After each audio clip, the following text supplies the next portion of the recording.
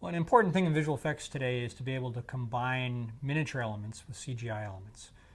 A miniature element is a practice that has been done for many, many years in movie making, and it works very well for many things. So if you have a collision or an object or a beam has to crash through a house or something like that, miniatures do fantastic for that because they'll build the miniature, everything will be to scale, and then you'll get the real world breaking and chunks of things flying around and dust and all the pieces that happen in some sort of collision like that. If you create that all digitally, then you now have to create not only the house and the beams and then the piece crashing through, but you have to create the chunks of dirt, the dust, and all the pieces that make it look realistic. So the advantage to creating a miniature for that is you get all that in the miniature.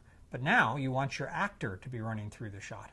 So now you have to combine it with some live action photography or your digital creature running through the shot, or you're going to add an explosion or something else that wasn't shot in camera in the miniature.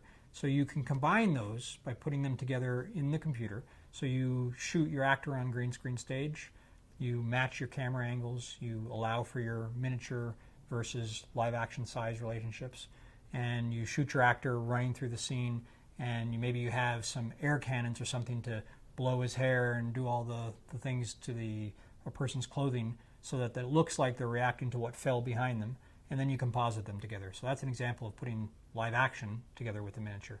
Again, you're getting the best use of the miniature, which is all the dust and the bits and pieces and all the things. Where miniatures don't work well is when they don't scale well. And an example of that is water. You can't scale water. So it's impossible to make water look any smaller than it is. And that doesn't sound important until you think of water droplets.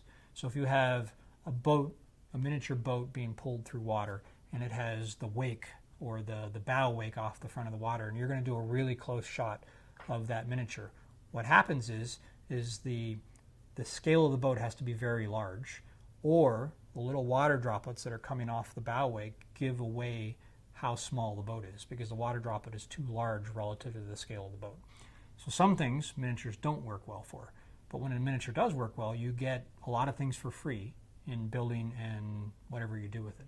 So it's a great use of technology to combine a miniature and then add a CGI item to it after the fact and use them both to their advantage.